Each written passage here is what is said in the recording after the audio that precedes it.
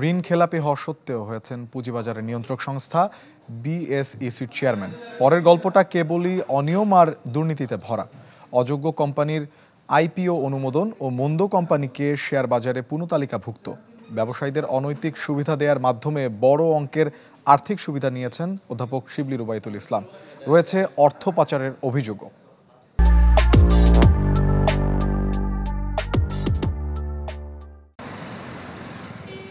কারসাজি বা আর্থিক কেলেঙ্কারি যেন নিত্য ঘটনা দেশের শেয়ার বাজারে।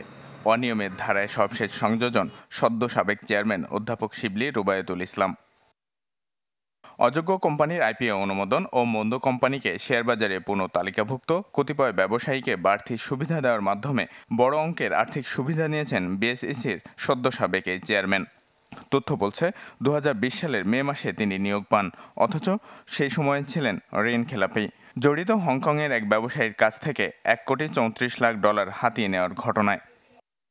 সরিষার ভিতরে ভূতের প্রবলেম, এটা তো বিএসইসিতে ছিল, ডিএসসি ম্যানেজমেন্টও সিএসসি ম্যানেজমেন্টও ছিল। এই সমস্যাগুলো তো জানা আছে।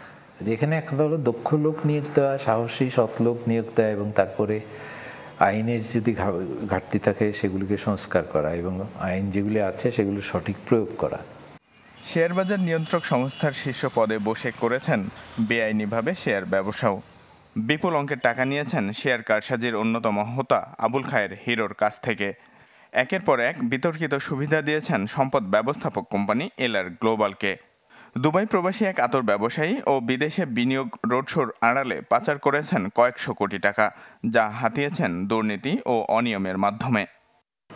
বিসিকের চেয়ারম্যান নাকি 4 তারিখেই, অর্থাৎ একদিন আগে, একটি বিশেষ পার্টিকে একটা বড় ধরনের সুযোগ দিয়ে গেছেন, যেগুলো সামাজিক মাধ্যমে আসছে। এগুলো নিশ্চয়ই হবে, বিচার হবে। তবে সবার উপরে কথা হচ্ছে বিচারটা কে করবে, সে কি কতটা স্থিতিশীল থাকবে বা তার উপরে নির্ভর করবে। নিজ হাতে সেকেন্ডারি শেয়ার বাজারে জুয়ারি তৈরির শক্ত অভিযোগও রয়েছে এই অধ্যাপকের বিরুদ্ধে। আত্মগোপনে থাকায় তার সাথে যোগাযোগ করা সম্ভব হয়নি।